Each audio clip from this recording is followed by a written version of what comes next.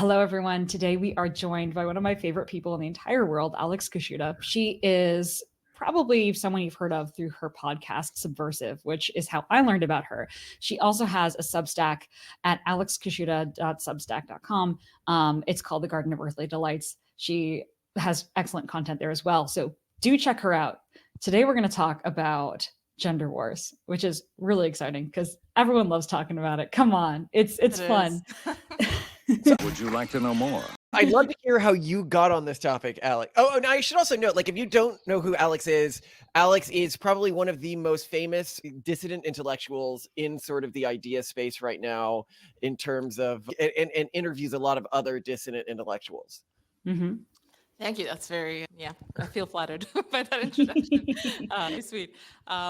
Yes, I mean, this is, I feel like it's a topic that maybe this is my algorithm because I'm just like so morbidly curious about what's going on. So obviously now I have a small child. I am breastfeeding all the time. So I'm also staring at my phone all the time, lurking, reading stuff online more than usual. And it seems to me like if things are kind of bubbling up in a almost like violent way, like the discourse has, I keep saying this, but it's like, Rwandan radio levels of hatred between the sexes have been brewing now. It's I'm someone who made quite a lot of my following on Twitter by, being honest about sex differences and, essentially kind of like, human biodiversity, but with a sex lens, because that was interesting to me at that point. And these things are quite kind of uncontroversial in some ways, like sex differences do exist, they're interesting, people like talking about them. But I feel like, there is a certain dynamic and certain incentives on these platforms that take things like that, a level of discourse that is based on, I don't know, what's that called, evolutionary psychology and all these things that are interesting to people in the space. And then, reduce them to the lowest common denominator and create kind of like mini, subcults around personalities that it's quite interesting. I mean, even kind of from a cold perspective, just looking at how this space has morphed from when I, started posting about it to what's going on now. It makes me think that, maybe there's a certain, even to truths that are quite basic, like this is quite, mundane stuff. We kind of forgot about it for a while, but, the fact that there are certain average differences between the sexes, I mean, that's something that was kind of instinctively known for a while, present in many stereotypes for sure. But now that it's kind of out there and it's almost kind of like codified in the internet, it's turned into an info hazard in a way, like, and it's gotten kind of monstrous in a way. So I feel like maybe we should be a bit more blue-pilled about these things. I don't know. It's just I recoil at what's going on right now, and I'm afraid for our future. A thesis on what's going on right now. Historically speaking, the humans, at least the humans that survived, were always in opposite gender pairs. And so they always had a level of interest in the other gender, even though they were different. And when they had kids, 50% of those kids would be the other gender, so they would have interest in the other gender. As we move to, like, as marriage rates fall dramatically across the world, and as fertility rates are falling dramatically across the world, there's a large group of individuals that really only has the best interest of one gender in terms of any of the ways that they're trying to influence the public.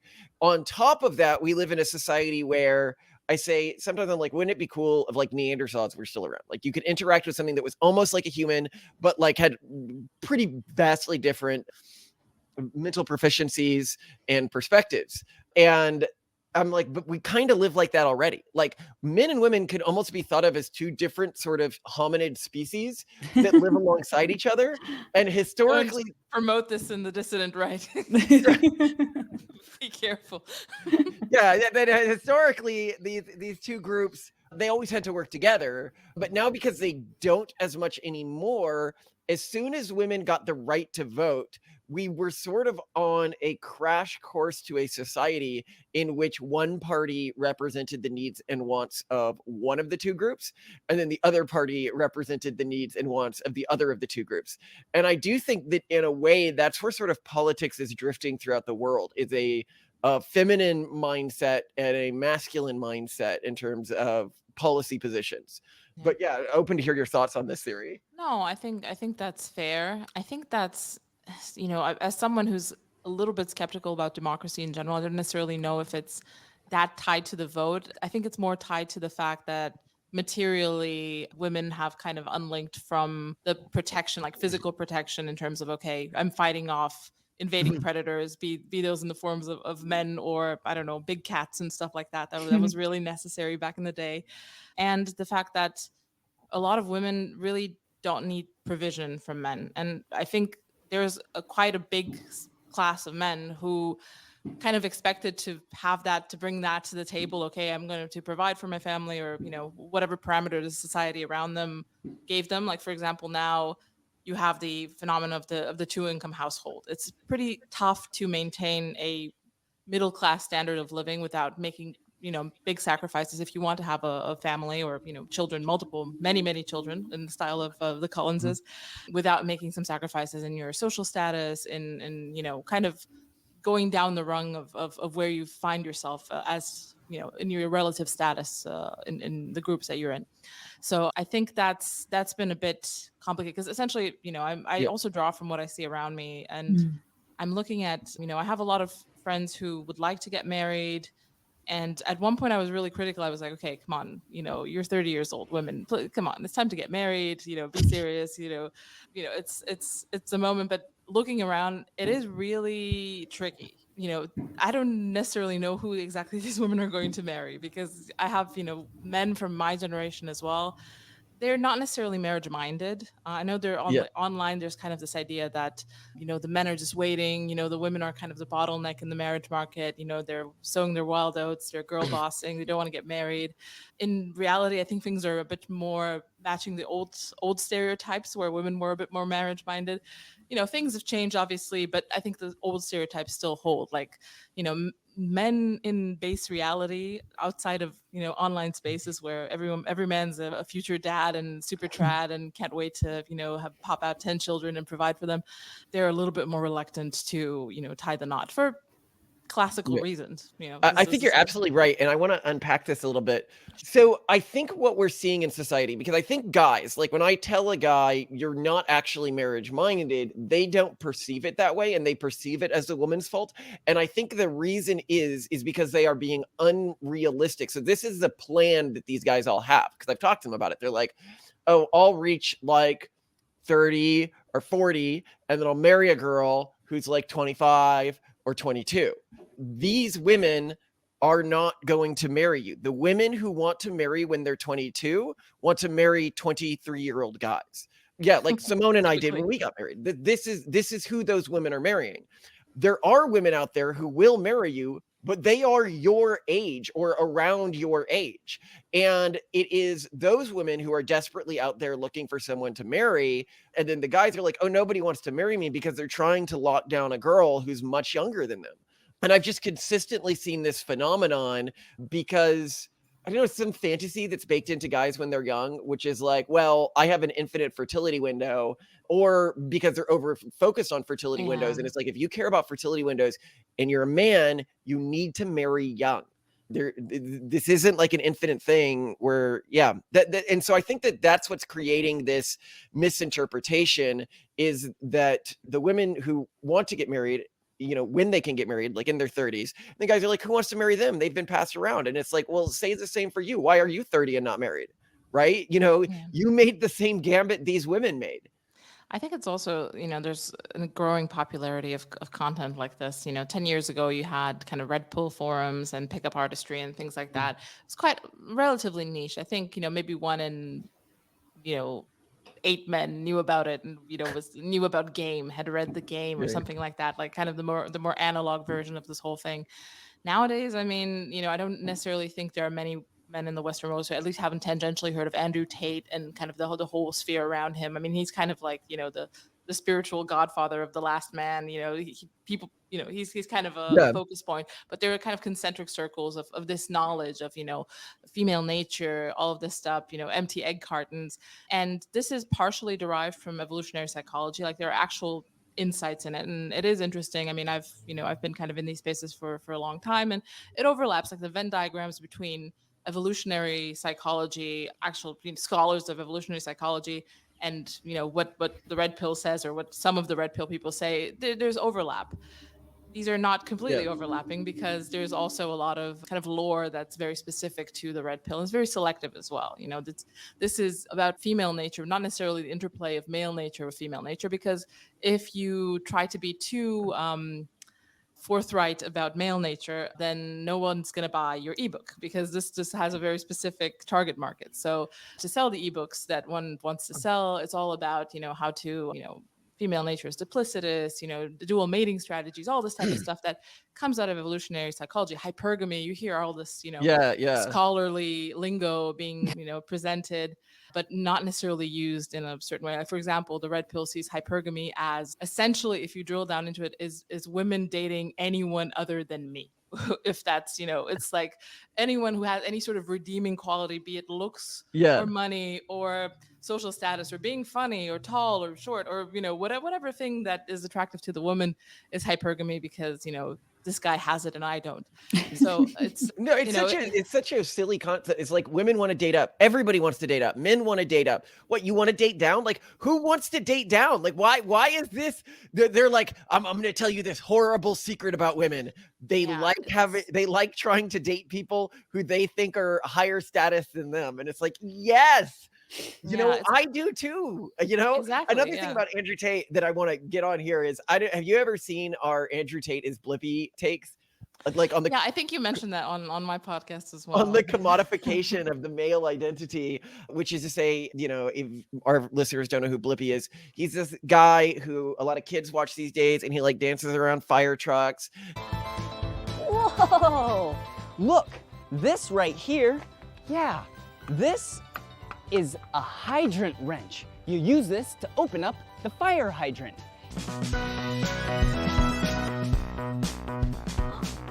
And like it goes on and gets in like garbage trucks and like all of the things that kids would like. But like obviously no adult actually wants to do these things.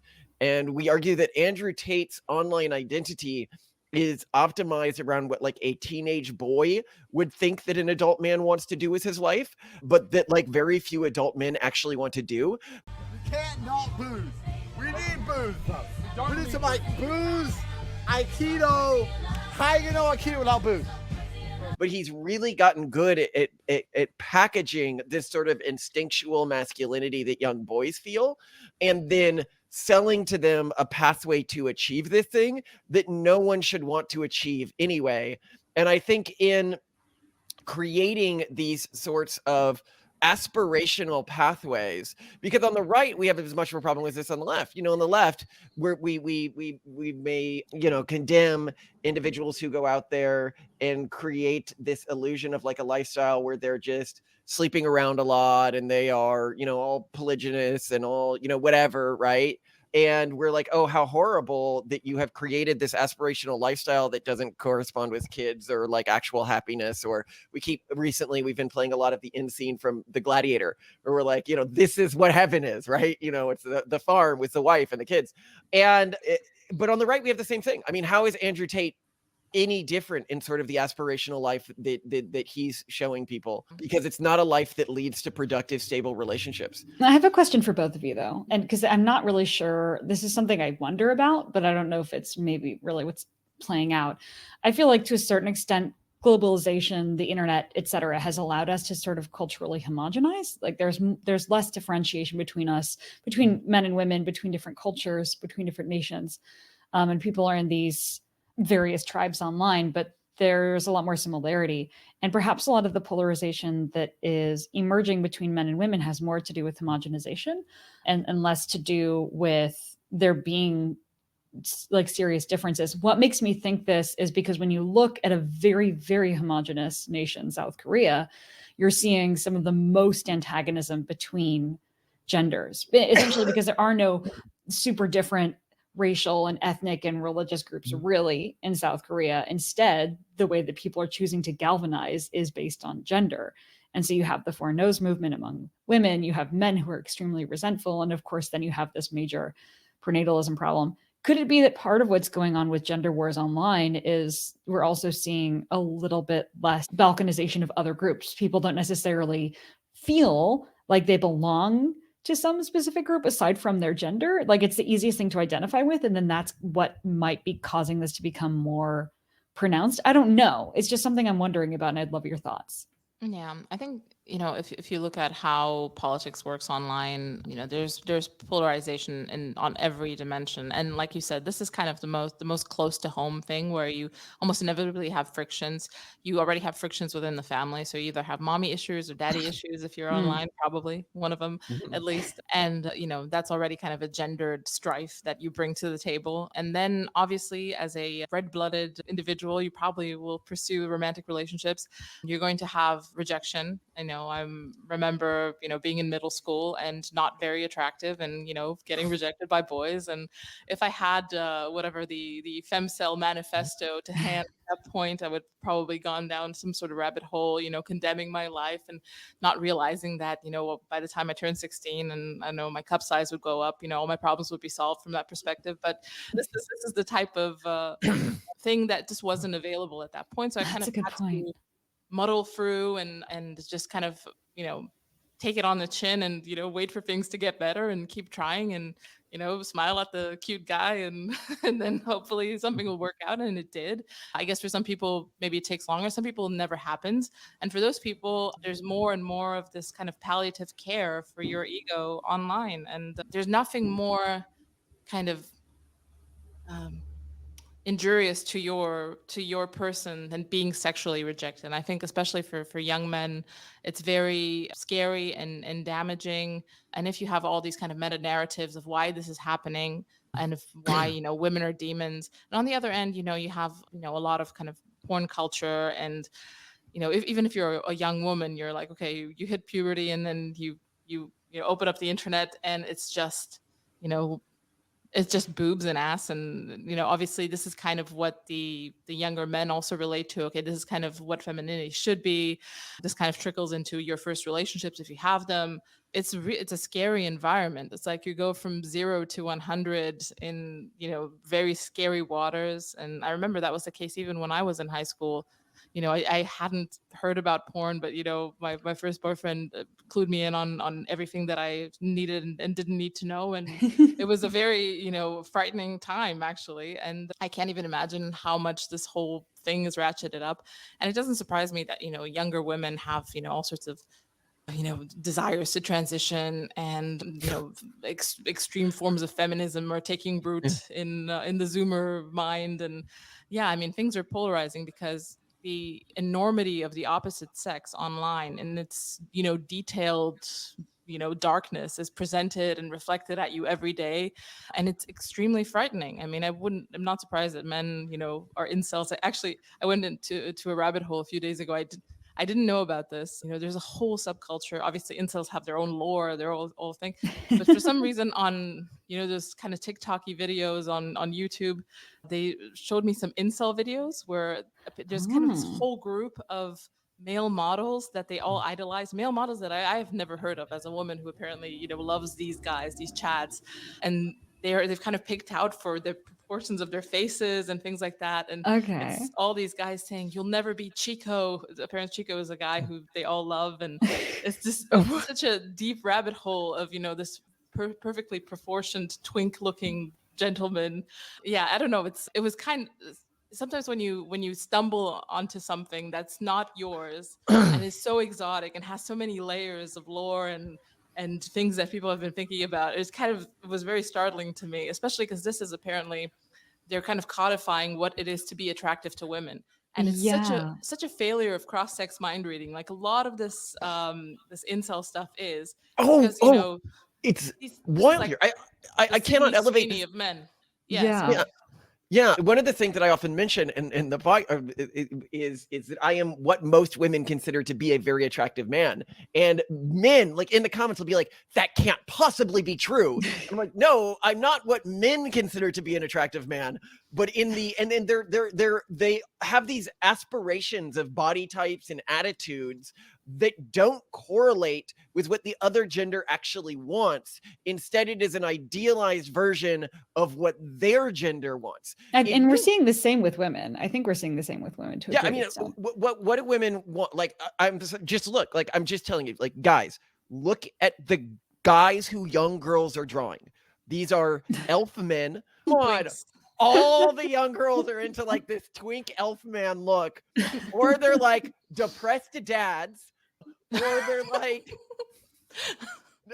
The meme I was trying to remember about this was young girls are into guys who look like line cooks, elf princes, or depressed fathers, or some combination of them. And then they have various people in this Venn diagram here. Skip the depressed dad phase myself. Yeah, I don't know about that one. This is there's a great like chart on this of the elf men versus depressed dad, and then there's like another mark on there. I can't remember what it is. But anyway, but it's not Zoomer thing. Yeah. Yeah, but it's not the ideal of, you know, the Andrew Tate like character. But I also think there's something that you said at the beginning. So both of you said something that I really want to elevate as ideas, because I think that both of them have an element of truth to them. Simone's point about homogenization. The more homogenized a culture tends to be these days, the more like severe the gender war is. And for people who want to learn about the gender wars in South Korea, I'd suggest a YouTube video called The Gacha Gang Wars, Part 1 and 2. It's a fantastic breakdown of this. And we'll probably do an episode on Korean culture eventually. The second one that I think is really true is you talking about forbidden information. I think as the sort of dominant culture in our society, this urban monoculture, begin to ban certain types of information tied to human biodiversity, with a subclass of that information being gender differences in perspectives and proficiencies, they made this information more powerful and very useful for individuals who want to use it towards malevolent ends, even if those ends are not like, they don't intend them to be malevolent. It can just sort of like organically evolve in a malevolent direction, because now this information, you know, it can be delivered in a, did you know X and Y? And like X and Y are things that are obviously true, but are banned truths within our society. And then, you know, B and Z are things that a person wants to believe are true, but are now being tied to this obviously true information. So like, did you know that women want to date men who are better than them, you know, and therefore all women cheat and lie. And you can package these, and the same thing is done with men, you know, to young girls. Like, did you know that men get turned on by violence and therefore all men want to beat you? The other thing that Alex pointed out that's really sticking with me is, before, if you felt something, if you felt uncomfortable through puberty, or if you were rejected by men or women, okay, it sucked. And maybe you would, you know, complain to your friends about it, and you would listen to some sad songs, but that was kind of the extent of it. Whereas now there are so many resources, like you say, to go online, and there are communities that will say, well, of course, and that's because men/women are evil, and therefore you can become this, and you're going to identify as this, and now you're going to dress like this and talk like this and believe these things, and it's going to change your entire life trajectory. Whereas before it was just a mood, it passed. And you see the same, maybe magnified more with transitioning, right? You're uncomfortable with your body going into gender. And then a lot of people who aren't actually trans end up starting to transition, or using hormone blockers, because there's a community out there that's like, oh, you feel this way, therefore you're this. So I think that's a really good point, that there are all these resources now for various feelings, I think associated with a broad external locus of control, as in, it's not your fault this is happening, it's society's fault, and therefore you should join our group. That you now have me thinking about it very differently, which is fun. Yeah, I also wanted to elevate a final thing that I think is a big problem here that I didn't realize. So our fans set up like a Discord server for our community, and it's ended up doing really well. And after I've been interacting with the Discord server, I've realized how harmful these types of places are in terms of like psychologically speaking. They're sort of like, no, I mean, I think ours is fine. Oh, but I think of course generally the rules, because it creates these insular online communities that are typically focused around a single person, because a lot of the times they'll be created for like a YouTuber or something like that, or a single online personality. So that person has elevated status within the community. Everyone, there's sort of a feedback loop of acceptance and praise for that individual. And then whenever anyone says something positive about that individual, and the moderators, whenever somebody disagrees with them, they don't do it in our community, but they can within other communities just ban the person or silence that particular like wrong think, which allows for real quick snowballs of ideas to sort of radicalize in a way that they just couldn't historically, because someone historically, if a group was getting sort of crazy, could always go, hey, let's take it back a few steps. But that's not really as easy within these environments where some people have so much control about the information that's being communicated. Okay, I have one final question for you on this subject, Alex. How are you going to be raising your kids differently or intentionally in a way with the gender wars in mind? Because you don't, I mean, obviously on the extreme end of the very bad direction spectrum, you have extreme feminists, for example, who are raising their boys to essentially hate being male, right? That you are the evil thing, and we have to make you feel guilty from age one. How do we correctly raise kids of various genders? What's your plan? Yeah, I mean, this has become, and to be honest, at least in part, this is except for my morbid fascination with it, because it is really interesting to see all this kind of develop. But I wrote an essay a few years ago about my worries about raising boys, and it was more about kind of the DEI complex, and the fact that as white boys are going to have maybe issues. But to be honest, I think at this point in my life, I'm more concerned that they're going to be seeded with some sort of nihilistic bullshit for the internet, and either that or completely rendered useless by extremely lifelike video games or something like that. Fair. I mean, it is. It's captivating. I see how much of a slavery I have to the screens. I really try to be mindful of this, to kind of distance myself but it doesn't always work. I mean, it doesn't often work, actually. It's also because partially this is also what I do. I kind of have to keep an eye on it to see what's going on. But I think, our plan is essentially in the longer term to move to New Zealand, to build a compound. So Nice. to have a much more nature-focused life.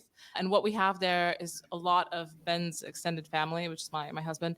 And essentially those kids are all, into surfing, into hiking, into, we're really going to push the physical activity, be outdoors. Things of an online nature need to be incidental rather than the main thing, which, here where we live in Romania, it's a bit of a kind of a small city, big town, something type location. And there's just not the same caliber of outdoorsiness that we want. So yeah, that's kind of the plan. And I think, just being very mindful of limiting screen time controls, all this type of stuff, but also at the same time, being also mindful that the fact that their social life is probably going to be plugged into this stuff. So Totally. yeah, And professional life too. Exactly. Yeah. You don't want them to be, this is kind of the thought process here, especially in Romania, where, people are very conscious that everything is on the internet. If you want to have like a white collar job and, be a professional, you have to be really savvy with using these tools, which I can understand. But, scrolling on TikTok is not really using the internet. So, one has to be mindful of that as well. So yeah, I mean, that's kind of my take. It's not a solution, but it's, a mindset more than anything. Yeah, I like that. That's a good approach. It sounds very healthy. yeah, it does. Hopefully, I don't know. They're still small, so I haven't messed them up yet. Okay, I will ask one more final question here. How are you going to relate to, or have your kids relate to AI in a social context? So I'll explain what I mean by this. One of the toys that I'm really excited that'll be coming in a few weeks for our kids is this Grok toy, which is a AI that a kid can talk to by Grimes. I've heard this, yeah. And it looks really cool to have like because I think about my kids, like the caregivers who they're with are not the most educated people in the world. And so this would allow them to verbally interact with something that is, the equivalent of like a Stanford PhD in its level of knowledge and in its grasp of the English language whenever they feel like it, which could dramatically advance their intelligence and communication capabilities. But it could also create really negative psychological effects. Like the Rabbit 2, we also have ordered and will be giving to our kids. I don't know if you've seen this device. It's a little like screen that you can talk to and interact with the internet through just your voice. So they don't even need to learn to type to really have full access to the internet. So how do you think about tools like this? Yeah, when you said Stanford PhD, I was just imagining, the voice of Andrew Huberman coming through the grok toy and teaching your children to do cold exposure. Grimes actually voiced them, so you'll hear her voice. Oh, okay. The voice of Grimes telling your children to do cold exposure. Exactly. There you go. Yeah, I mean, I actually haven't. I'm still in kind of the fearful peasant, waving her hand at the sky stage of interacting with AI in relation to my children. I'm just like, don't slap the iPad out of their hand. Don't do it. I'm still kind of developing a coherent approach to it. I'm not you guys are pretty much the internet's early adopters on many things. So I don't know if we're all at that. It's admirable, but yeah, I mean, I'm actually going to look into this. It sounds pretty cool. I might get it as think they're only $99. Really? Oh, yeah. What we realized thank is you, Grimes. we think they're so cool. It's we actually, since our oldest son has autism, he's been going through ABA therapy, which it's actually about to stop because he's improved so much. But during every session that he had, both when he was in daycare and then after he left, they graphed all of his good and bad behaviors very autistically, actually, which is quite appropriate, I guess. So we can actually see like spikes of bad behavior, spikes of good behavior. His behavior was terrible in daycare. As soon as he leaves, these graphs that are like all high and going up and down, they plummet, and suddenly his behavior is amazing. And we realized, okay, it's important for kids to have peers, and we're kind of like, okay, well, we'll just provide them with siblings. But child peers are not necessarily the best influence. Same with child peers on the internet, but also completely random peers on the internet. So part of our approach is, well, we can't trust humans anymore because everyone's going to be corrupted. So maybe we can just choose the right AI for them, not the wrong one, the right one, and then use that as their influence instead. But it is one of many approaches, and I like yours. But it's been so great to have you on. And I just want to remind everyone listening to definitely check out the Subversive podcast, as well as go to Alex Kaschuta at .substack.com. We'll include links in the description so you can get to these things easily. But Alex, thank you so much for coming on, and we hope you'll come back very soon. Thank you so much for having me on.